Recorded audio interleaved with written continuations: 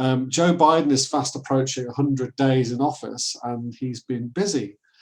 His America Rescue Plan has already passed Congress with spending of $1.9 trillion in the pipeline. A further raft of stimulus measures, the American Jobs Plan, promises $2 trillion in extra spending over the next few years, and there's likely to be more proposals around spending on childcare, health, and education. But what is the economic thinking behind all of this? How will Biden be different to Trump in that regard? Is there any indication that America's economy can be pulled out of its long-term moribund state of relatively low growth and stagnating living standards? And where does all this leave America in terms of its place in the world? Now, before I introduce our speaker, I just want to say the Academy of Ideas has been determined that throughout this past year, while physical life has been locked down, that intellectual life must not be. We've worked all the way through without putting staff on furlough, relying on support from donations.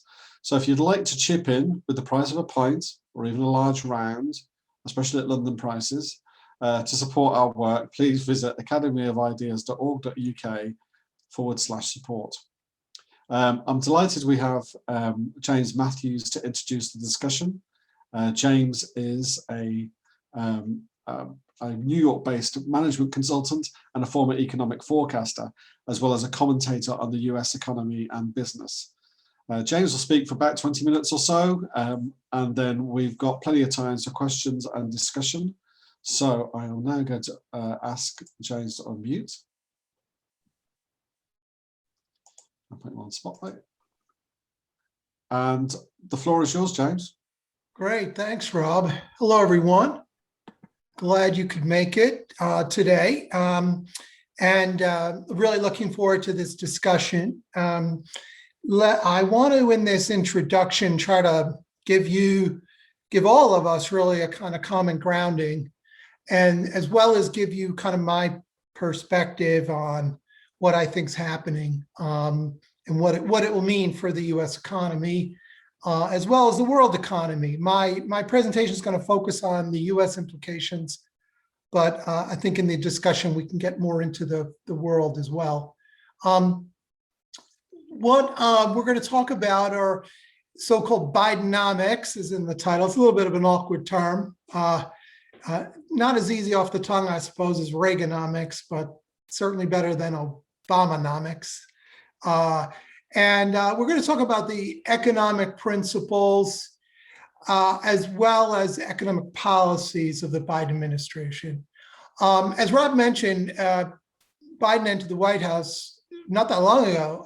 It was January 20th, so less than 3 months ago. But in that time, there's been a flurry of actions and proposals. He did campaign with an economic policy called Build Back Better, but it wasn't really emphasized in the all that much relative to other things he campaigned on. And so a lot of people have been taken aback by the scale and speed of his proposals. So yeah, I mean, just in terms of special initiatives, there's been, totaling over $5 trillion. Rob mentioned the American Rescue Plan. That's a kind of COVID relief plan. That was $1.9 trillion. He just announced the other day $2.3 trillion for the American Jobs Plan, also known as the Infrastructure Plan. He's got another $1 trillion or plus due to be announced soon for childcare, healthcare. And that's all comes up. In addition to this, there's the regular budget, which was announced the other day, that starting in October, he's proposing an 8% increase in spending on just to the regular items. And this also comes on top of the pandemic relief last year that under Trump, which totaled $3.3 trillion. So we're really talking about over a 2-year period announcing about $8 to $9 trillion in spending, although obviously all of it won't be spent immediately. This is more than a quarter of annual GDP. It's much more stimulus than other major economies. The next highest is Japan, about $3 trillion. Of course, the US economy is larger than Japan's. But the total package is one of the biggest reshapings of the US economy in decades. It's being talked comparably with like the New Deal, the wartime economy of the 1940s, the 1960s, war and poverty, the space race, Vietnam. And I guess if you had to summarize, it's the message is really, a lot of it is around that big government is back. The kind of contrast is said with Reagan, in the Reagan-Thatcher years, free market, but that Reagan cast a long shadow, and that, Bill Clinton, for instance, his famous statement at the State of the Union address was the era of big government's over. And it's being presented as if Biden is, completely reversing this. And it's the era of big government is here once again. Biden does propose an increase in taxes, which will cover something of these increases in spending, but debt is likely to rise significantly. It's already at its highest level in the US since World War II. It's due to go up to 107% over the next decade or so. And there's also, in terms of the discussion, a lot of concern about the risk of inflation. It's been 2 to 3%, fairly low for the past decade, but it's been climbing since its low point in May of last year. It went up almost a percentage point just this past month. Now, Biden and his team say, well, this is really necessary. It addresses COVID crisis. It addresses inequality, racial equity, and also addresses structural problems of the economy. And his advocates argue that the fears are overblown, that the debt can certainly be handled. Federal Reserve Chairman Jerome Powell, by the way, agrees with that. They say inflation won't really be a problem. We'll see a brief increase, but won't be bad. And growth's going to take off, and we'll take care of any problems. But it definitely is a gamble that this will all work out. An economist was quoted in the Wall Street Journal saying, "How does this shake out?"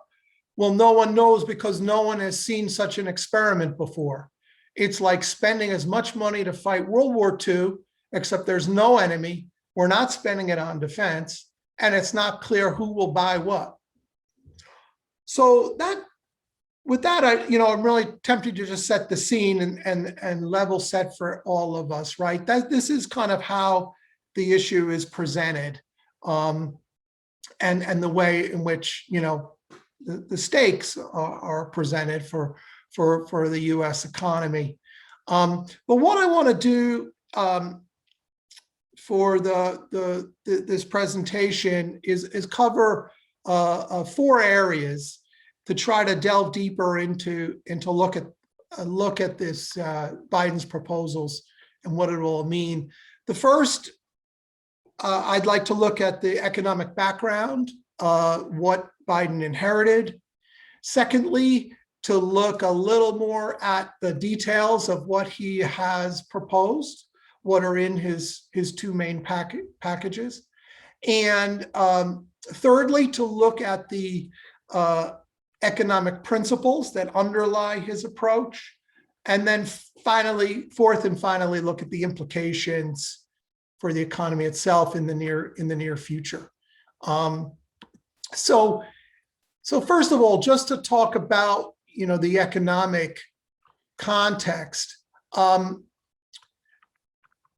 certainly inherited a challenging economic environment from Trump, given the COVID-19 pandemic and the lockdown.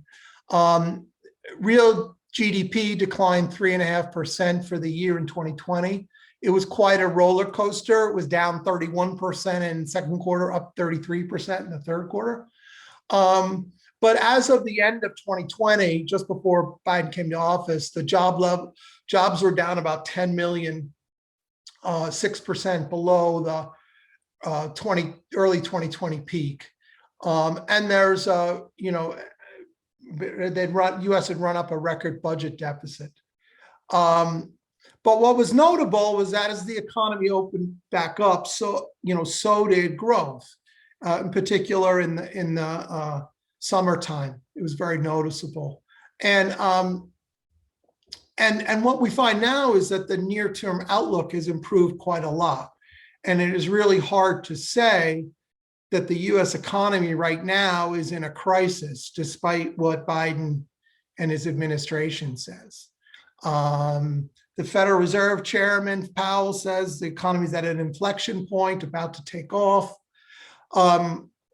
Economists surveyed by the Wall Street Journal said in recent days they expect the output to grow by 6.4% in 2021, and expect jobs to go up by 7 million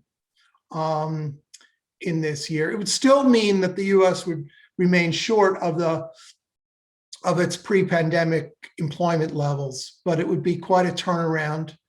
And what else Biden inherited was, as I mentioned, under Trump, there were 2 relief packages in 2020 totaling more than $3 trillion.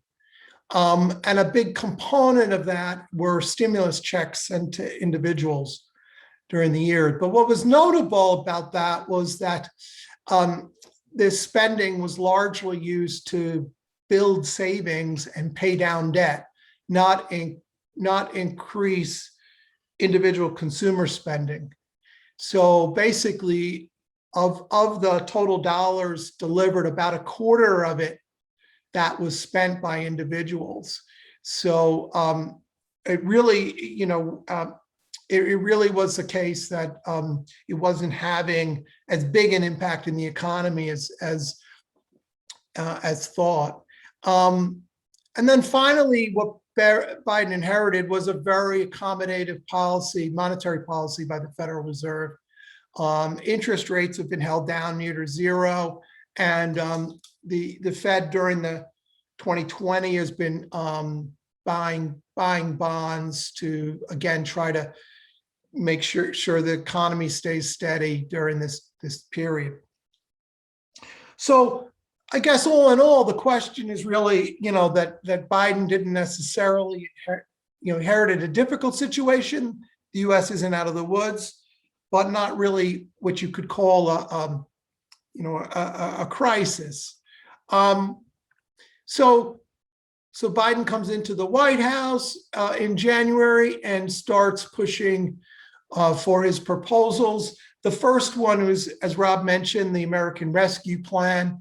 That got signed into law in March 2021. It was done entirely through Democratic Party support and hardly any Republican Party support. The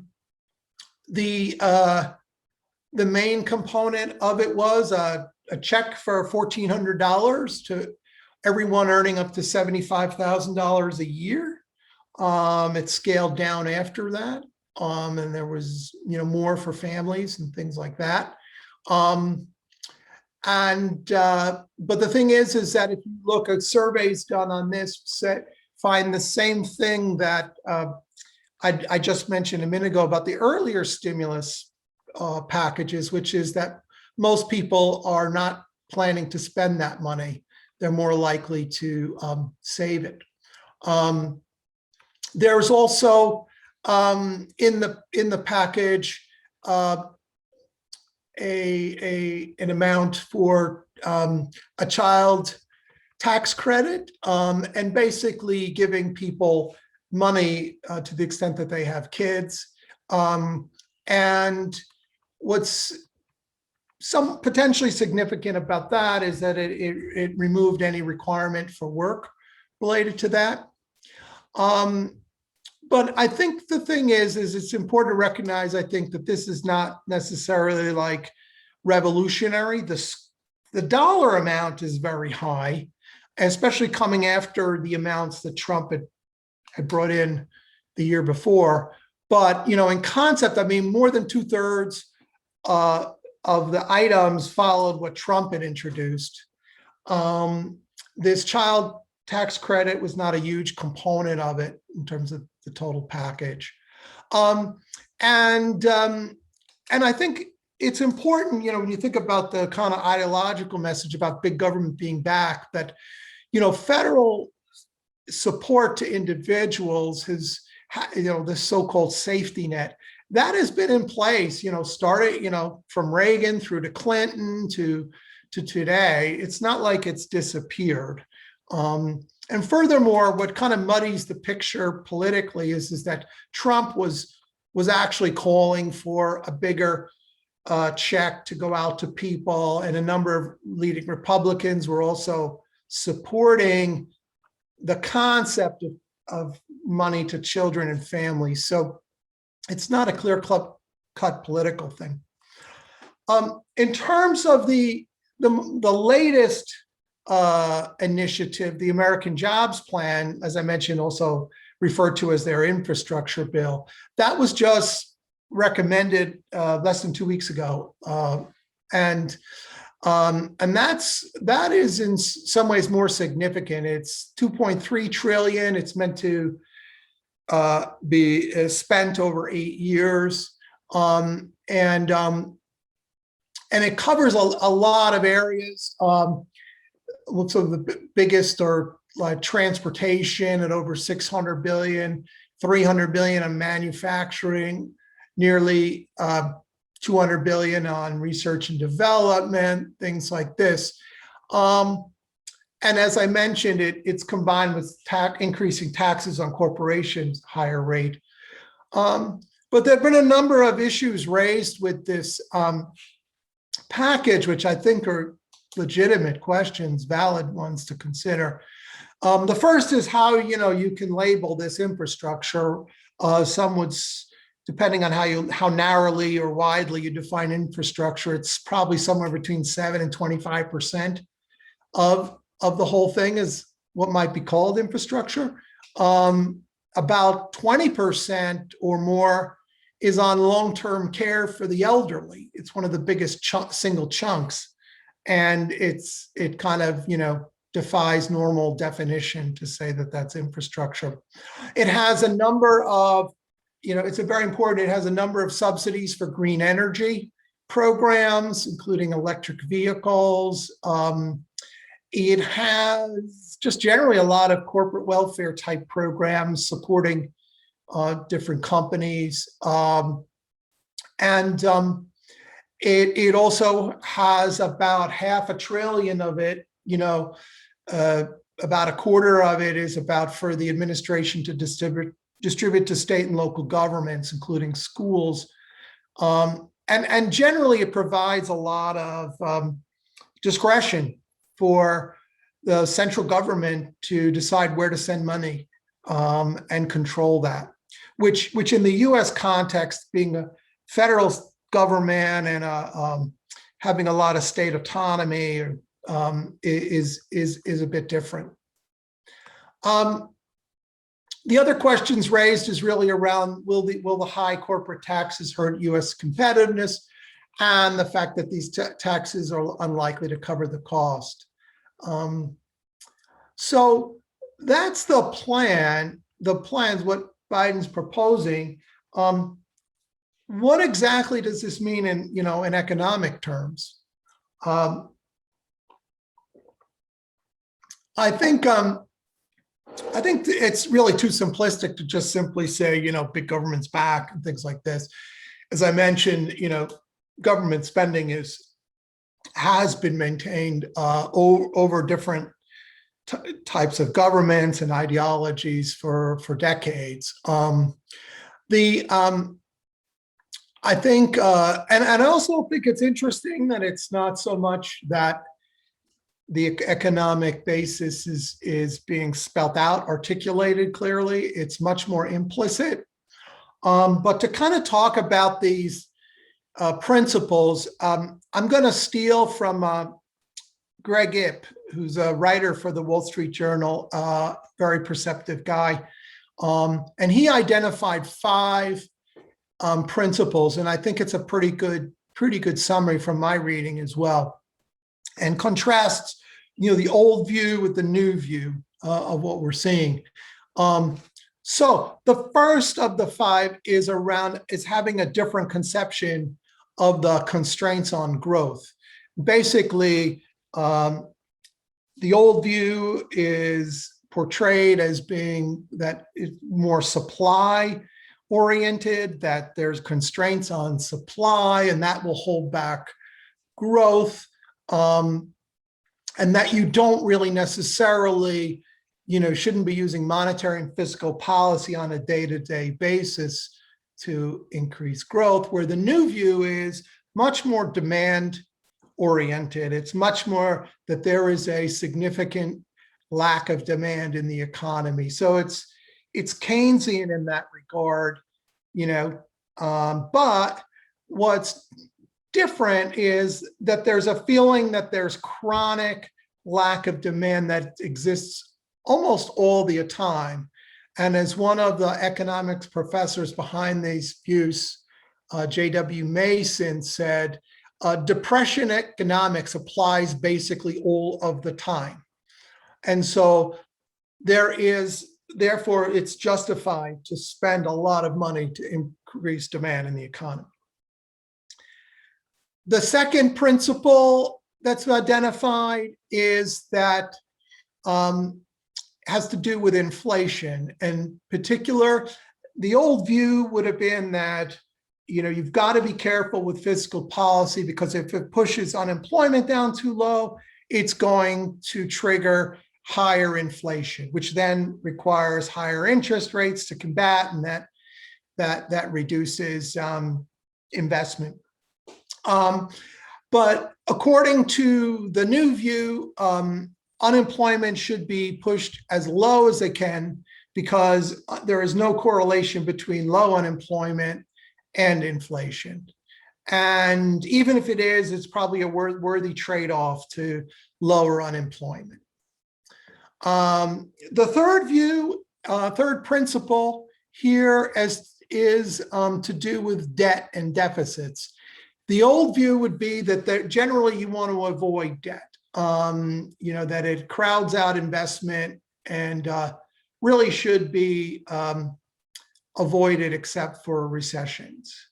But the new view behind the sort of Biden people is that savings are plentiful, interest rates are low, deficits don't really matter, that they can be financed, and in fact, in a way, they're very necessary. And here, they're supported by what some of you may have heard of, the so-called modern monetary theory, and which is a pretty extreme in saying that deficits, never lead to higher interest rates. The fourth principle they've identified, Greg Ip identifies, is around social programs. The old view being that, you've got that money is scarce. Government spending on social programs should be targeted, and in particular, it should be tied to work. We should be encouraging work. The new view says, well, no, spending per se is a good thing. We should care about everyone, even if, and we shouldn't necessarily tie it to work. Tie it to work, that's prejudices discriminates against those who are caregivers or otherwise don't want to work. And it is kind of a precursor maybe to this idea of a universal basic income coming in. Fifth and finally, in terms of principles, has to do with markets and incentives, and in particular around tax rates. So the old view would be high taxes are a problem. It's going to lessen investment, and things like higher minimum wages are going to distort the labor market. The new view is that basically tax rates have little impact at all on investment. and higher minimum wages have no real impact on employment levels. So we can raise taxes as much as we want. We can increase the minimum wage and leave it at there. Now, what Greg Gipp did simplifies. I've simplified even more to probably the point I've caricatured the views. But I think in a way there is something to this, in that there is a way in which the old view is a straw man and not really what it was, and so the new views can be presented as somehow fresh and different, and probably the truth to all these is much more complicated, really. That it's not as, so it's easy to knock down like something, just historically, to show that there have been periods where there's low unemployment and low inflation, and it seems to knock down the straw man. But in terms of what do we make of these economic themes, I'd say first of all, it looks as if the Biden administration is really extrapolating from recent experience, right? So we have seen in recent years unemployment low without unleashing inflation. We've seen government debt rising. Of course, at the same time, interest rates are falling. And what it seems pretty clear from the interviews with administration people, that they felt that there was a risk of doing too little or too much, but they'd rather do too much. And so, the question though is, have they learned the right lesson from the 2008-2009 crisis and response, which they believe strongly was not a robust enough response, and are they really just basing it on recent, as in the past 10 to 20 years experience from that. I think as well, there's a big question mark over these principles, has to do with the limitations. Are there limitations on these? Because they don't see, the economists who are in favor of this new approach don't seem to articulate any limiting principles, right? So if they say it's 3 trillion in stimulus is good, why isn't it 6 trillion, 9 trillion more, right? If they'll argue for a $15 minimum wage. Well, if that's the case, why not $15 minimum wage? Why not a $30 minimum wage or $100 minimum wage? So it's there's definitely something lacking there. Also, I think it's just important to recognize in all this is that you do have to search around to find a statement around these principles, and you have to kind of read between the lines and things like that. And really, when it comes to Biden and so-called Bidenomics, it really is really presented much more as a political movement than economic thought. Basically, the motivation is much more around inequality and climate change, people hurt by the pandemic, rather than clearly articulated principles. So finally, to wrap up, I want to look at what are the potential implications for the US economy.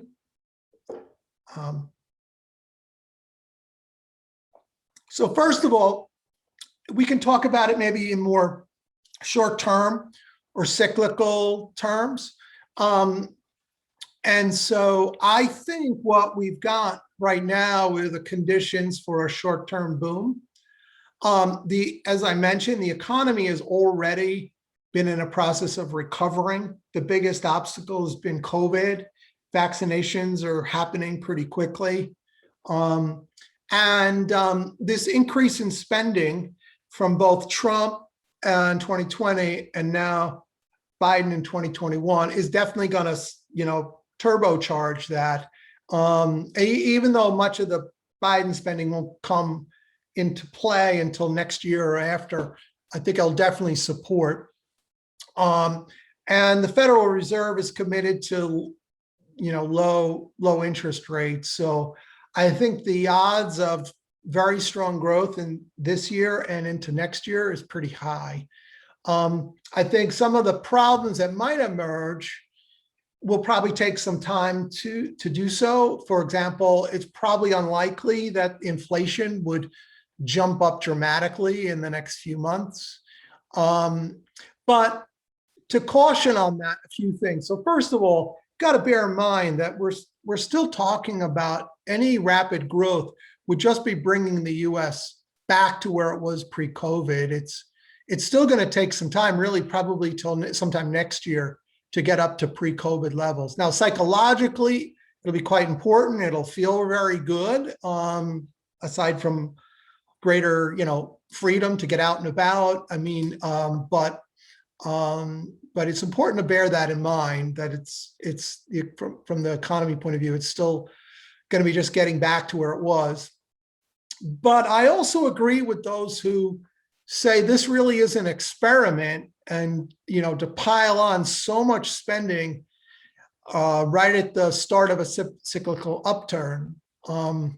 And I do think we'll see some problems emerge, and maybe not for a year or two, but I think there's a good chance one way or another they're going to, because it's just exceeding the supply capacity in the economy.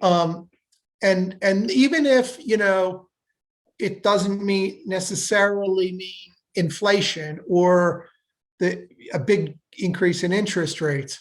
But, for example, we could see, instead of inflation expressing itself through consumer prices, we might see more asset price inflation, like we've seen, like with the stock market going up or real estate. We could see some problems in the bond markets as the U.S. continues to sell its debt globally. But I think the important point here from the management of the cyclical economy is that the U.S. is going to be left very exposed as a result of all this upfront spending. Basically, the next downturn comes, there really won't be these traditional fiscal and monetary mechanisms ready to hand to be able to use. If you've already got interest rates at a really low rate, if you already have, if you've got really high spending and debt, you're not going to be able to use those at the next time. So that, again, maybe not immediately, but in the short to midterm, it's quite risky for the US, I'd say. But I'd also want to look at the implications, not just from the short-term cyclical perspective, but more of a medium-term and structural point of view. And in a way, this is the perspective that probably gets less attention in the media. Now, and what I'm talking about here is really the need to support the productive economy, to, in particular, rationalize unproductive enterprises, creating a better foundation and boosting productivity. And first of all, I would say that it's important to note that the COVID lockdown has contributed to a degree, right? Aside from government, in a way, in spite of government propping up things, we have seen weaker firms go to the wall. And we've also seen the greater use of technology to replace workers, and aside from the whole work from home technology, other technology usages. So so that already helps. I'd also note that under the Trump administration, there was a move to lower taxes and reduce regulations, and I do think that helped. I think that contributed to why unemployment was quite low under Trump, and we saw annual growth pre-COVID at pretty decent levels. And I think that Biden reversing that approach is going to hurt the economy in the midterm. That said, I think the Trump approach was very narrow. I think the US does need to do more to support productive industry. And I think that can include government spending and borrowing. In today's environment, as a starting point, why wouldn't you take advantage of low interest rates? Why wouldn't you seek to have longer term investments that pay off over time? And if government spending truly supported growth, that growth would bring down debt, and it would be a kind of virtuous cycle. And also, the US infrastructure does need to be repaired, and improvements in infrastructure would assist overall productivity. I agree with the Biden acolytes when it comes to that. That said, I do think the Biden approach, though, so that might, listening to that, you might think I'm supportive of the Biden infrastructure bill, but I'm not. I think it's off the mark. The first thing I'd say is I think it's, as I mentioned before, I think there's too little spent on what truly can be called infrastructure and basic science and R&D. A lot of the stuff that is in there related to infrastructure is pretty unimaginative, like a lot of billions spent on Amtrak rather than reimagining the rail system. Well, a bigger problem is these green subsidies for uncompetitive energy. It's kind of like sneaking in the Green New Deal or part of it without calling that. For example, they're calling on to spend over 200 billion on retrofitting homes and buildings to make them more energy efficient. Studies have shown that the investment is going to cost more than the energy savings. There's also other measures being proposed under the name of being more energy efficient, which looks like they won't be. In particular, a lot of the spending is geared toward ending fossil fuels and promoting renewables like wind and solar. But already right now, natural gas and coal make up over half of electricity generation. You can't, as Biden's trying to do, is just declare them to end them, banish them. And there's really no support in his proposals for an energy type like nuclear, which would be much more practical and better for the environment. And a lot of the other things, it seems like it's very much assisting investors in green energy with tax credits. I mean, basically, if these programs are to be competitive, they need to be competitive on their own right rather than propped up with subsidies. And then I also agree with the critics that it looks like Biden's creating a pretty big bureaucracy that it was not necessarily be helpful.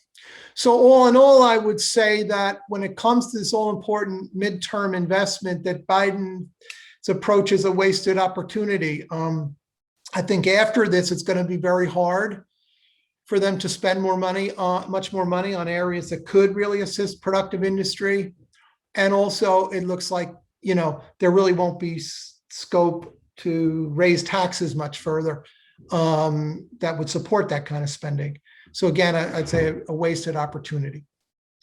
So with that, I'll wrap up and let me pass it back to Rob to kick off the discussion.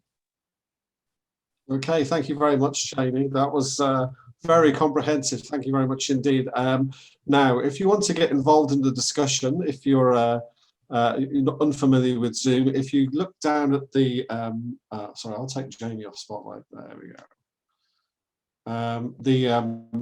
If you want to get involved in the discussion, then look out for the participants button, and then there's a button within that box called raise hand. If you want to let me know that you'd like to have to speak, I believe on Macs it's under reactions. and you'll find the raise hand button there as well. So please do stick your hand up and tell us what you think, or ask just basic questions about what's going on in America at the moment. I see Chrissy Daz is already lined up, so if you could unmute and fire away. Hi. Yes, quite a big question really, but a lot of new thinking around economics, whether it's MMT or some of the ideas about us going toward a form of feudalism, rentier capitalism, surveillance capitalism, various things that people seem to be anticipating or even suggesting are already happening. They all seem to be premised upon an idea that we are irrevocably heading away from free markets. So really what I wanted to ask is, within any of these policies or within anything that might well come to pass in the near future in the American economy, what is the prospect for new firms and increased marketplace competition? Brilliant. Okay, next up is Para. Could you unmute?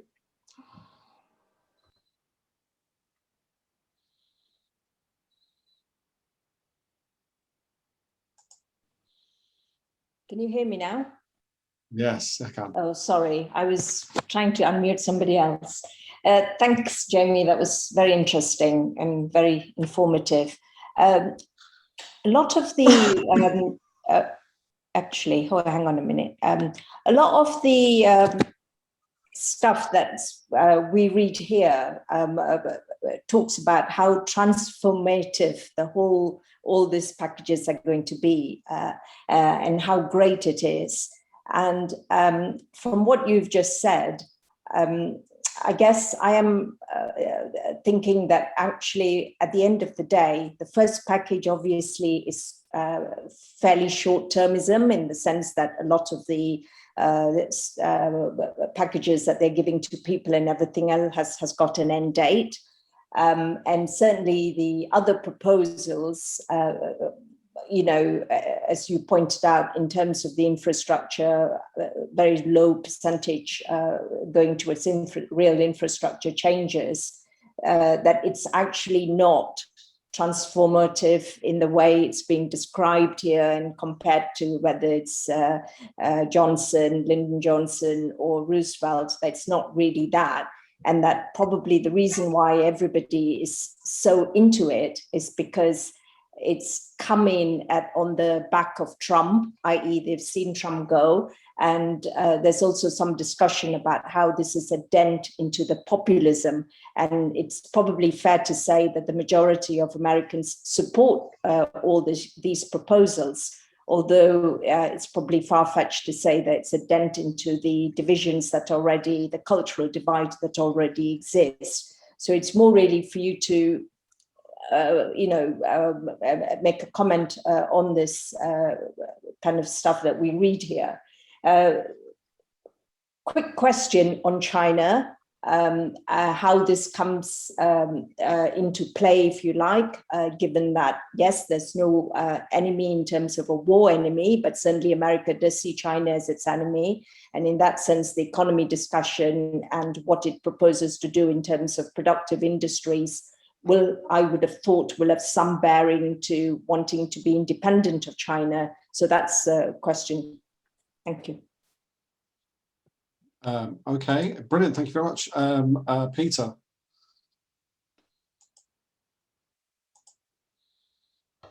Thanks. Hannah's sort of asked my first question about China. I think it's a general wide issue about globalization. How does Biden see that?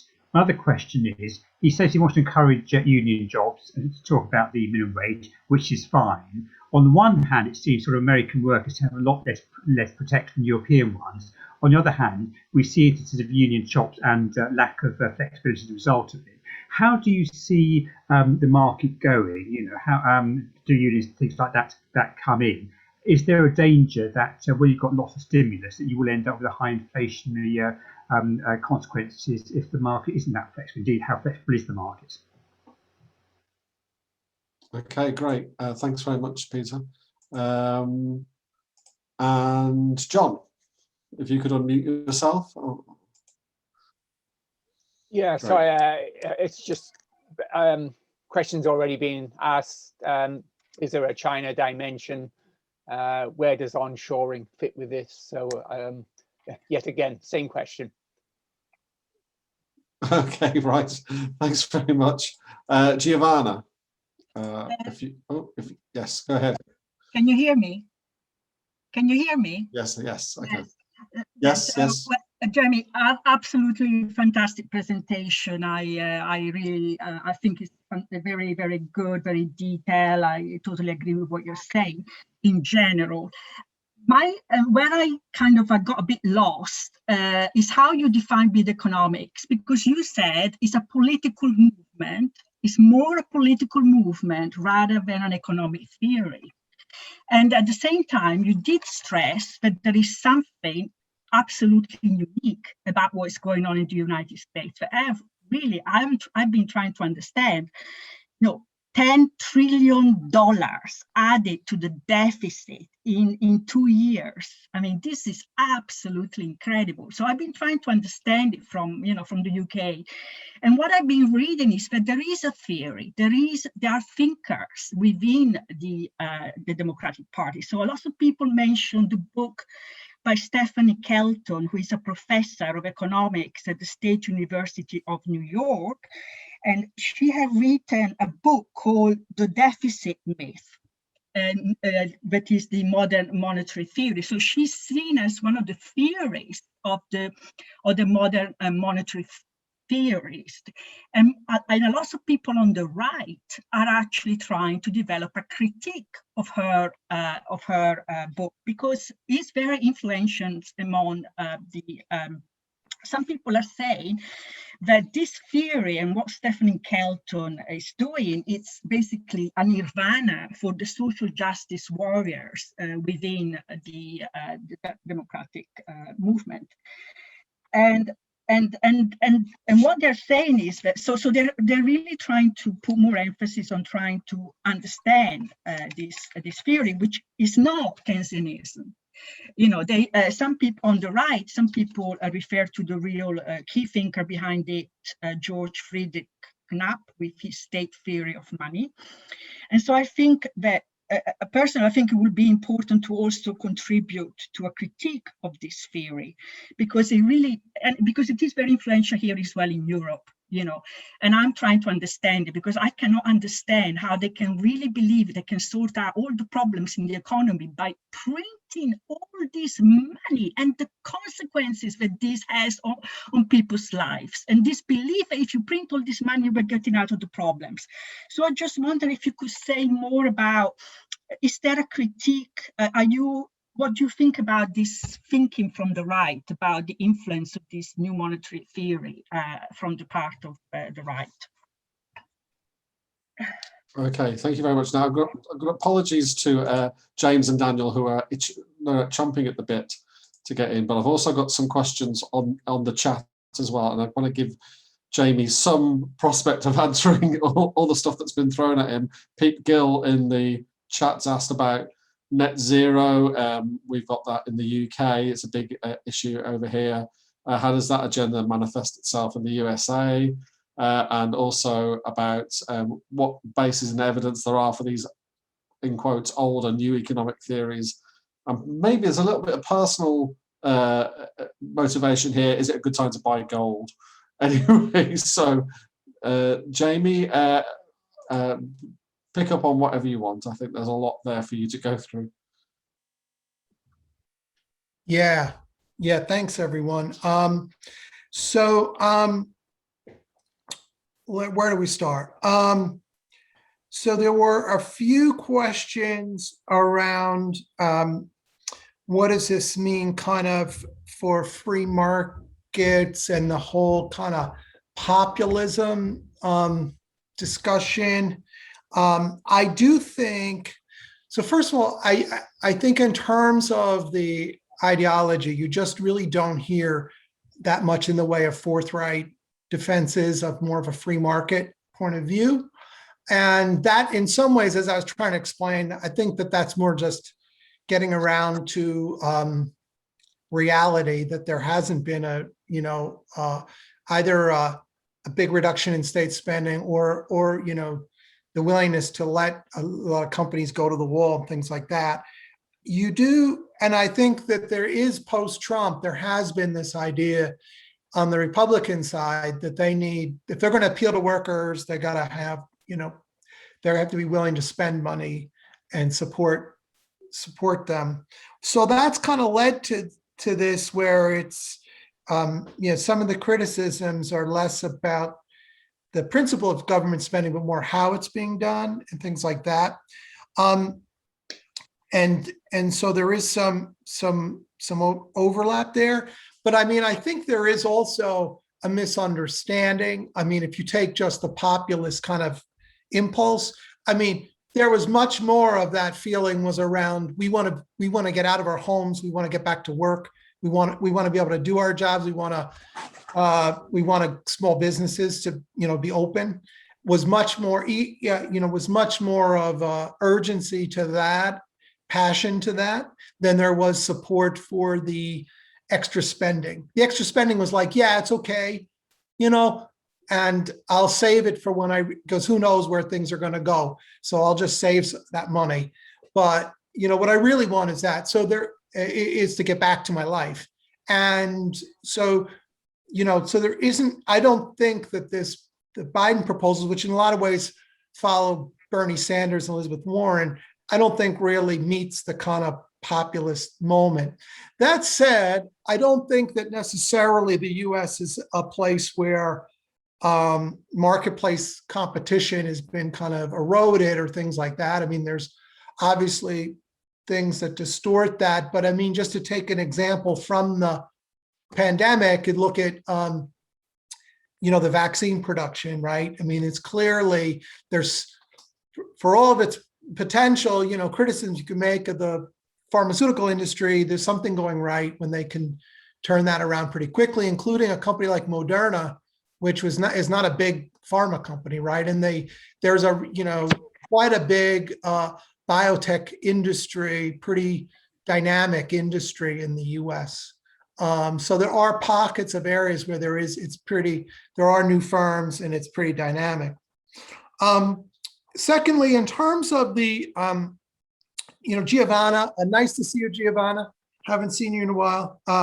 It's in terms of the, you know, the kind of ideology around this and the ideas. I was just trying to get the balance right. I think we probably will hear more people that will be kind of articulating this, you know, the Biden approach, or approaches sympathetic to Biden that articulate this more.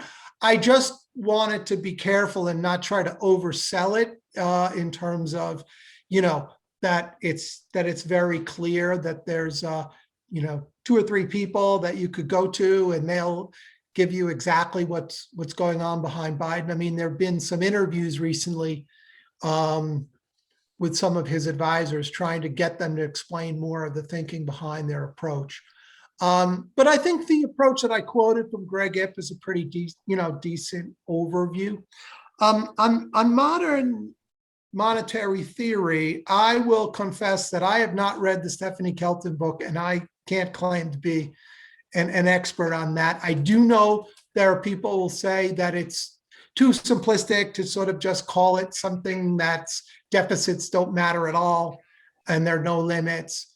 But it does seem like you mentioned, Giovanna, there's kind of a fairy tale kind of quality to it of like, there are no problems anymore. We can spend everything we want to spend. And if we're a sovereign nation that prints our own money, and especially being the US in the economy, you know, in the world economy, we can do this. I guess another way of looking at this is when you say there are no limits, then you're pretty much like going to be testing those limits. So we're going to see how far this really can go.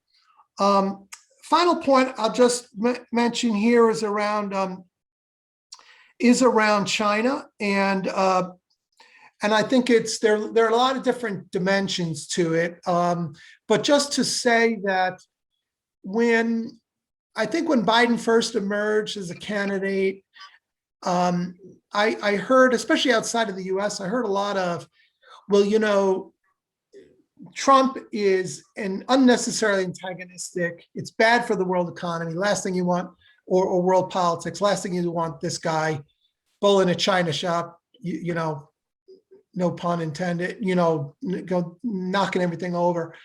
And when Biden comes, it's going to be fine. You know, it's going to back to normality. And the thing is that Biden actually and his people are actually pretty antagonistic toward China as a stance also. I mean, they were on the campaign trail. You kind of wondered whether that was just like they were afraid to be outflanked by Trump on it. But, you know, and also the first meeting, which you guys may have seen, you know, in the news, the first diplomatic meeting, the China representative was pretty assertive. And, you know, they pretty much got off to a pretty frosty relationship. There is also, you know, nothing's been introduced, but there is talk of like continuing, you know, trade restrictions and, you know, continued concerns around things like intellectual property, things like that. And then the broader picture, you know, is around, you know, the competitiveness, you know, between the two economies. And again, and there, you know, that goes to my more fundamental points I was talking about, which is that if the U.S. is not really gearing up for something more transformative, as Paris says, then it's obviously going to decline relative to China in the near future, and so it's not near to medium future. So it's not going to really, this approach is not going to help them relative to China. Okay, thank you very much. I'm going to go straight out again. So, James. Yeah. Can you hear me? Hi. Yeah. Yeah. Just a quick one, really, Jamie. I wondered if you could say something about his relations and his future relations with big tech. Seems to me that's very important in America. It's getting a lot of hostility, still very powerful. And, you know, is he going to raid their coffers? How does he see it?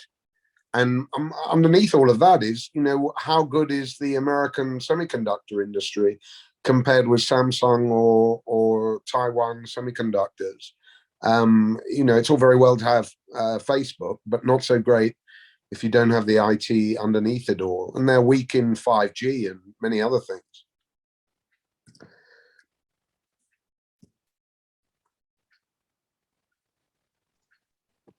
You need to unmute, Rob.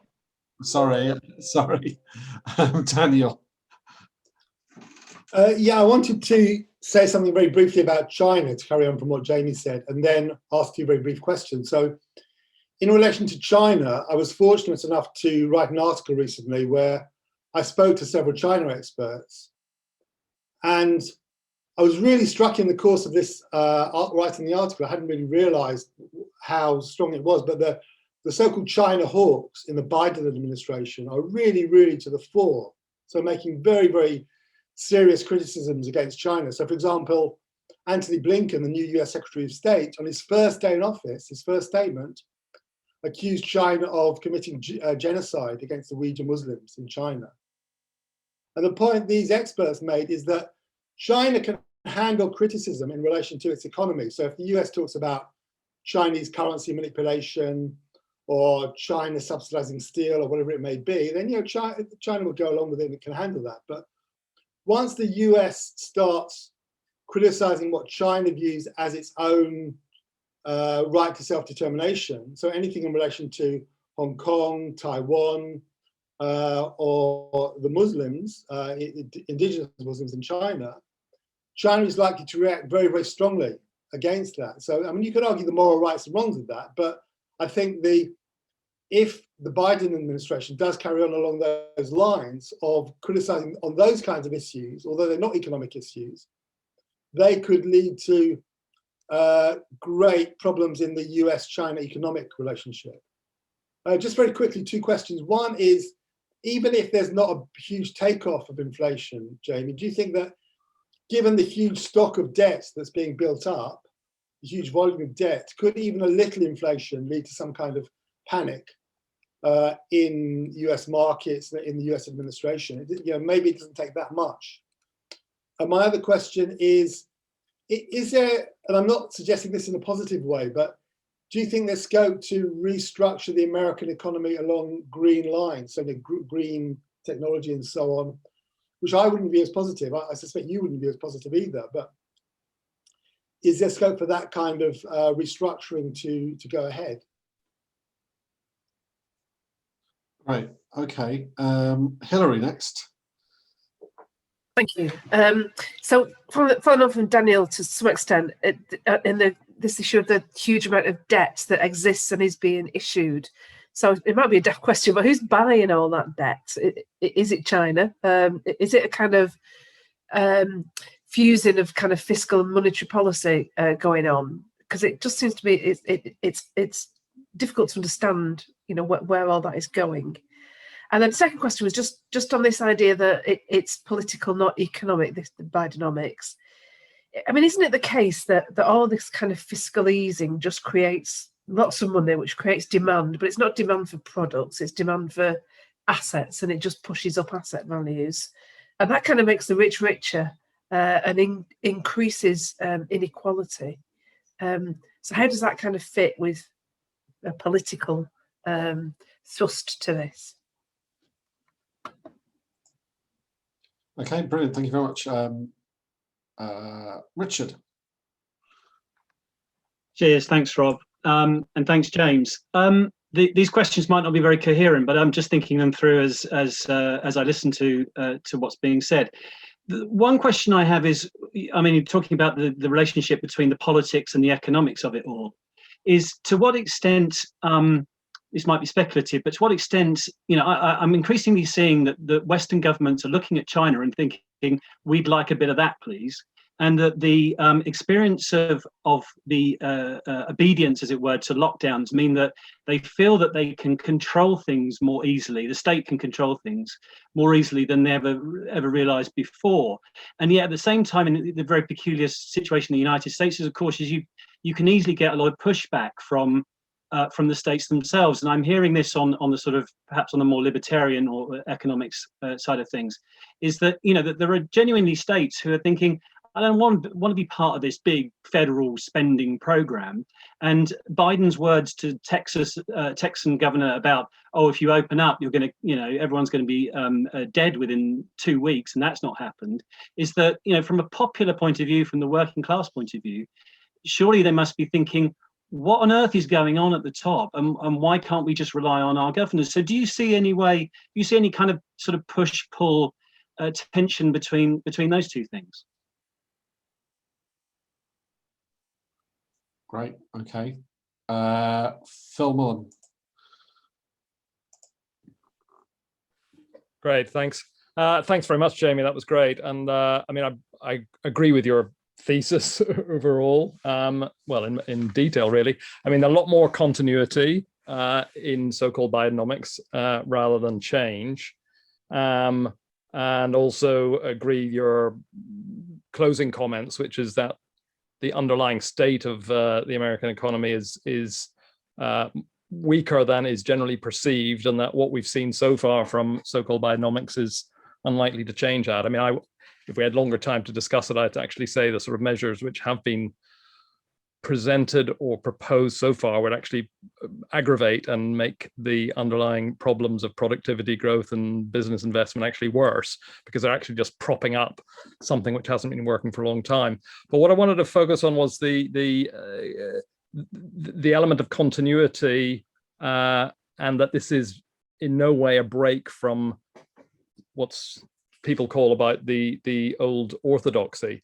Because I mean, I think actually what we've seen over the last few years, and I think this is a way of contextualizing what's going on in America, is the establishment of a new orthodoxy, but it's not defined by anything more than really rejecting what's failed. I mean, the orthodoxy, some people are calling it as the new Washington consensus, and broadly what it's saying, and you could say that Biden is just jumping on this bandwagon, is that over the course of the last 4 or 5 years, the main sort of economic institutions, the main economic thinkers, have recognized that things aren't working. And I'm talking about the IMF, I'm talking about the OECD, talking about the World Bank and so on. And they have increasingly, really very explicitly since about 2017, have been saying we need to have more government intervention. Now, people will know this is a complete reversal of what the IMF was supposed to be all about. The IMF was supposed to be the poster child of so-called neoliberalism, public spending cuts, austerity, and so on. But it's several years ago now that the IMF and the OECD and others have said, well, we were wrong after the financial crisis. We were wrong to make those recommendations. It didn't fix anything. And I think what we're seeing, and I think I refer this right back to Chrissy's question at the beginning, where he talked about there seems to be a lot of new thinking in economics. There's another, I know what you're talking about, Chrissy, but it's not so much new thinking or new ideas. It's just a lot of fresh labels, a lot of new labels. As you say, you mentioned some of them, neo-feudalism, rentier capitalism and so on. There's a lot of ideas that we need something different, but that different, there's no content to it, just as there isn't, I don't think, any content to Biden economics, as you say, Bidenomics at this stage. It's just, it's a sort of a more of a defensive rejection and recognition that things haven't been working. And so it's more driven by fear than driven by any vision of a new way of doing things. Everyone can talk about resetting capitalism and about the need for a fairer, more just, more inclusive, more sustainable, more progressive form of capitalism. I mean, those are the words that come tripping out of everybody, from boardrooms to the IMF and so on, and from the White House now as well. But what it really is driven by is by a recognition, which I think is important to see, which is that they are worried. They're more worried than they have been that things are not working. I mean, I think there's 3 phases to this fear. I think there was the recognition 3 or 4 years after the financial crash that there wasn't going to be a recovery. And this was summed up in that discussion about secular stagnation, which took off in 2014. A real sense that we've thrown everything we can at the American economy and the Western economies general. This huge amount of monetary intervention. Fiscal spending did not disappear, as Jamie said. This is not something which is new. So you've had this huge stimulus of monetary fiscal policy, and you get this really sluggish economy in America and elsewhere. So there was that recognition that this dysfunctionality of the system can't continue. Then on top of that, you had the fear really from 2016, but it was already there slightly before, of the political consequences. This may refer to some of the questions about the politics of this. This recognition that we have got a real risk of social instability, as expressed through the rise of populism and then the votes for Brexit, the votes for Trump and so on.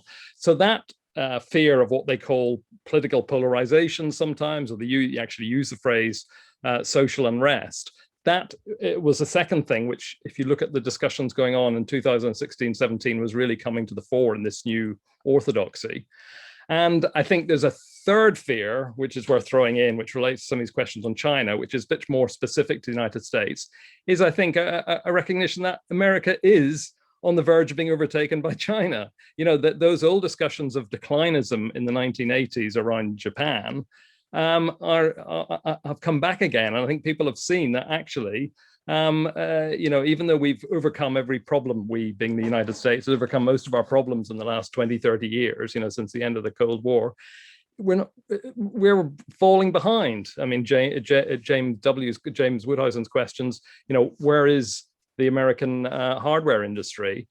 America is genuinely falling behind in technology. It's falling behind in innovation to China. And it knows that in a few years' time, whichever way you measure it, PPP or nominal rates or whatever, China is going to be a bigger economy. And that's a real, that's a real fear for them. So I think to conclude, I think what Daniel was talking about in terms of the anti-Chinese rhetoric, even though they're probably not really understanding what the consequences of that could be in terms of really raising the stakes, but it does reflect that fear that they've got to do something about China. So I think all this, just to conclude, I think what Biden's been putting forward, this whole package of what seems to be very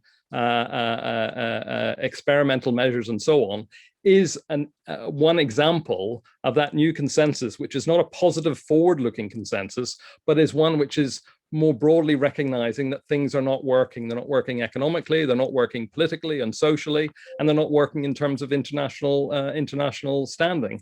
And I think that it creates a conjuncture where there is a desire to do something different, but a desperate desire without any real content to what that could do in terms of renewing American or Western capitalism generally. So I think that's it's looking at that interaction between the two, a desire to do something, but no clarity about what to do, and that can, as Jamie said, can have unforeseen consequences, whether it's to do with the American economy or it's to do more worryingly with international relations. You've got a bucket load on your plate there, Jamie. So Yeah, respond to whatever you wish to. sure. Thanks. Great comments and questions. Yeah. So let me take them in no particular order, but I think the first of all, Daniel, one of the points you mentioned, was around restructuring along green lines, and I tried to look at this to be fair, right? Because so even if I didn't, like you, I think you were kind of hinting, even if I didn't agree necessarily with some of the changes, could they provide a boost? But the thing is, for the broader economy, it's got to be cheaper power, and it's got to be done more efficiently to have that effect more around and the problem is that it's really constrained by this perspective around renewables. And even renewables, it's like not a problem per se. I mean, it'd be great if they could be developed, but the way in which the money's it's like kind of too much chance of good money thrown after bad. And then there's some other areas where it just seems like climate change ideology has them thinking that it's going to be a great investment. And so, it's there. It's also, and James would have some you better than I do, around that there's getting the balance right between supporting industry, but not into this kind of, well, we're going to pick some uncompetitive ones and try to prop them up and things like that. And that's the concern with what, the Biden team's doing. And in terms of you mentioned specifically semiconductors, it's interesting. The US is really falling behind. And I thought it was interesting that Tom Cotton, who's a Republican senator, he's got a pretty high profile. He wants to be kind of more on the populist side of things. He's actually has a proposal out to support the semiconductor industry because he sees it as a national defense issue and that about national security. But, when you look at, the whole package, it's got a lot of pork and stuff in there that's just really like unserious. Take, for example, the $400 billion, one of the biggest items is on long-term health, long-term care for the elderly. So again, not really economically, about creating a new dynamism, still a very noble aim, right? To take care of people. The US needs something like that. But you devote so much of the package to this, which of course is not infrastructure really. But then on top of that, what they're doing is they're defining. So this money is meant to be going to individuals who take care of their elderly mom, right? And you get some more, increase the benefit you get from that. But what Biden's doing is now defining all these people to be employees, and immediately they are named union members of the SEIU union, and then their dues are deducted from the government before they even get the benefit payment. that improves the massive increase in the SEIU's union coffers. And then they are the biggest donor to the Democratic Party. So the money will end up back in Biden and all the Democrats' pockets through all this stuff. And that's just not, aside from being corrupt, I mean, it's just not serious. Like, it just, to me, colors the whole thing, right? There's a lot of other things around this that are really payments to their friends and things like this. You can't help but when you see all this stuff. In terms of Hillary, you asked around how does this like really help, people? And I agree that, even when you look at this from a kind of more popular, or look at what does it mean for, your average person, as you mentioned, all of this could just lead to inflated assets, which tends to, benefit the people who own shares, or, to other things, which is fair enough. I mean, I would say that the way in which the relief payments are structured, it does go mostly to lower paid people, and it is pretty much that way. It's just that kind of a Band-Aid. It doesn't really help them. And what seems to be, which I really mind, is the movement towards the universal basic income, is it really is moving away from this notion of, that we ought to be creating jobs. It's very kind of, the whole underneath a lot of it is a really defeatism, like, best we can do, there's going to be a lot of economic change. We're going to be throwing people out of all these old fossil fuel industry, like, we want to keep social stability. Let's just throw cash at them. And I think that's kind of insulting. It's interesting that a lot of these UBI ideas come from the tech industry. Andrew Yang, was a candidate for president, who's now likely to be the next mayor of New York. He's at least ahead in the polls. He's a big advocate for it. It's very much from that perspective. And back to your point, James, about Biden and big tech. Big tech is a huge supporter of the Democratic Party, and right now, the sectors of the U.S. economy mostly support the sort of newer ones support Biden and the Democrats. On some of the international things, finally, Hillary, you asked about the U.S. debt. Actually, 2/3 of the debt is owned domestically through U.S. banks, the Federal Reserve, the mutual funds, pension funds, all that. 1/3 is held by international, and Japan and China are the two biggest buyers of the debt. But the international part is critical, right? When they're kind of struggling, if they're struggling, it's always been the case that the U.S. has had to be careful. And it could be the way in which things express themselves, which leads me, I guess, to the last point, which is around that a lot of these problems the U.S. are facing might express themselves more in the international realm. It could be around, a decline in foreigners buying U.S. debt, but it also could be, global stock market, could be trade conflict. It could be a lot of different ways in which it could express itself. I guess the thing I feel, you look at it, and Daniel, you mentioned about inflation. You could definitely see a scenario where even if inflation didn't take off, as long as it exceeded what was being predicted, there'll be all these questions around why isn't the Fed going to raise rates, or that it's inevitable that the Fed will raise rates.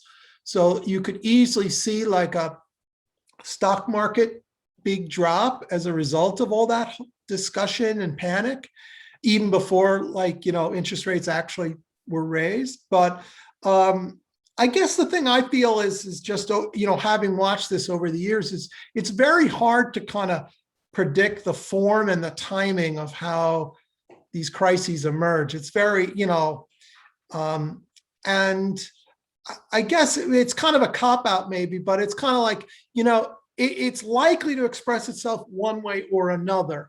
But you also can't rule out the possibility, right, of just something like a 1 to 2 year kind of boost, temporary boost to the economy, and then a sort of bog standard downturn without there being, you know, a crash or a huge inflation risk, right, which would still be pretty problematic for the US, you know, given all we were just talking about, you know, in terms of its international standing. If you spent all of this money like Biden's doing, and it really didn't have much of an impact beyond a year or two, like even that in itself would be, you know, a big problem for the US. Hi, Jamie. I'll keep it brief because we're low on time. I wanted to pick up on the pork issue, pork being American for skimming off the top and funding your friends and so on. And you've alluded to the federal state issue in the US. How much inefficiency compared to the UK, for instance, do you see in these kind of huge stimulus packages where, you know, essentially the investment will be lost or squandered because of the federal state structure? And secondly, do you have any reflections on the nature, I think James Woodhousen talked about the innovation issue, as did Phil Mullen, on where there is intelligent spending going on in R&D, whether it's in DARPA or the space industries or in other kind of Mariana Mazzucato ways of you know, being an entrepreneurial state?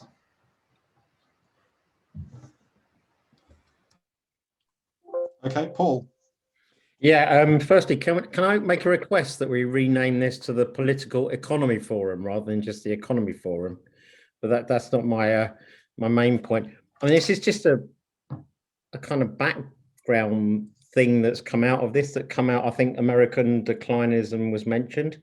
It just occurred to me that, you know, historically in the past, you know, when capitalism had kind of been progressive, you know, whether it had been the Industrial Revolution, it was kind of underpinned by a kind of an ideology of, I don't know, the Protestant work ethic or whatever. Then it was replaced eventually by, say, America, sort of being the hegemonic ideological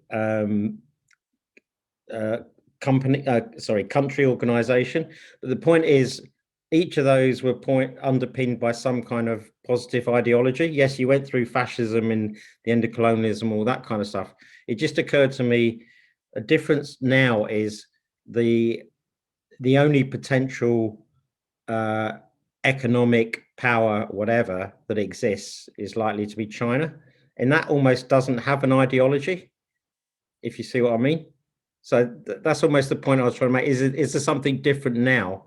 Because we are largely, you know, from James's discussion, talking about some form of end of the, not quite the end of the American empire, but it's like, you know, it's almost like this was like the 1870s and you were talking about the end of the British Empire, you know, Britain being the leadership of the world. It just occurred to me that I don't see anything positive necessarily in terms of ideology as a positive thing in terms of freedom or whatever with China. And I just wondered if that is a real destabilizing possibility. I've not expressed that very well, but anyway, I thought I'd chuck it into the end anyway.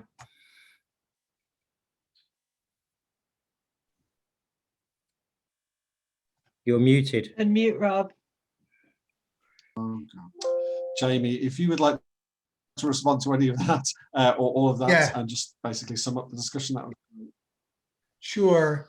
So, so first of all, Paul, thanks for that. Yeah, you raise good questions. I think we need to look at that more closely. I think you're right. Despite China's growth, it's not like it's been a something that's ideologically been grabbed onto by people globally and saying, you know, we must copy China. I mean, maybe in more of the emerging markets, but my understanding is like in the West, you know, there isn't necessarily, aside from the basic point about that they're devoting a lot of resources directed from the central government, and we need to do something like that too, don't we? But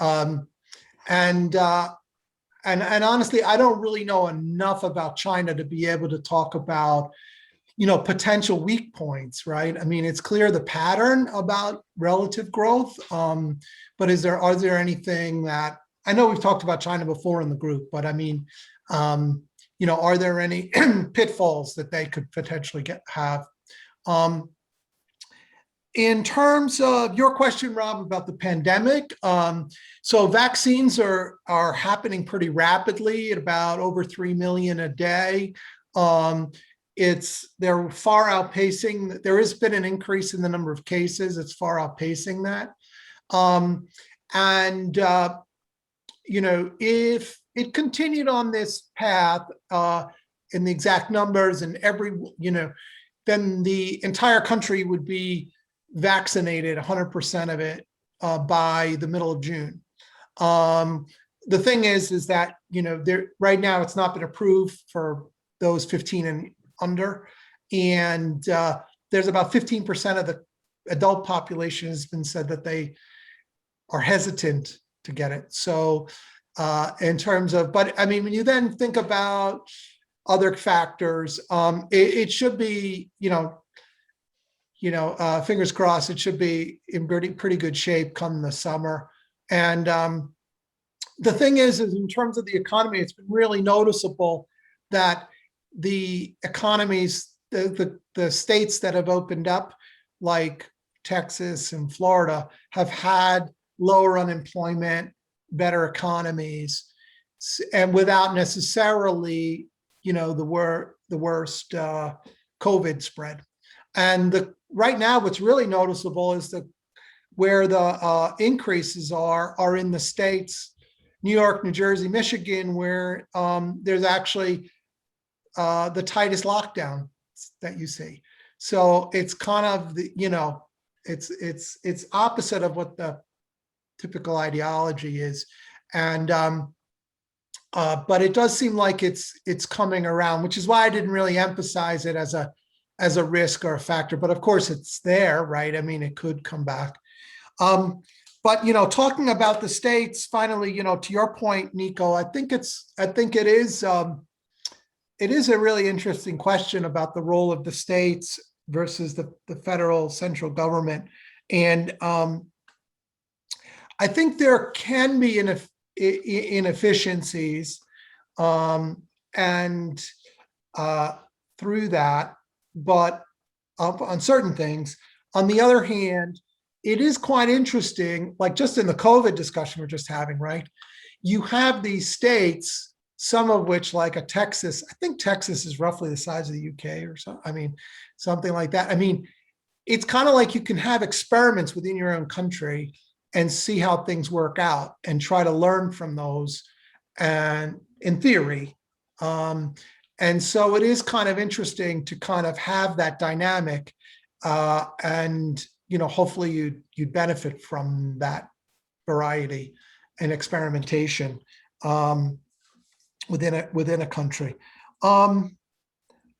Finally, just to say thank you to everyone. Thanks so much for listening and participating. Really appreciate it. This whole process has really helped me kind of think through more these points. And as we've been talking a little bit about the global implications, it's all connected.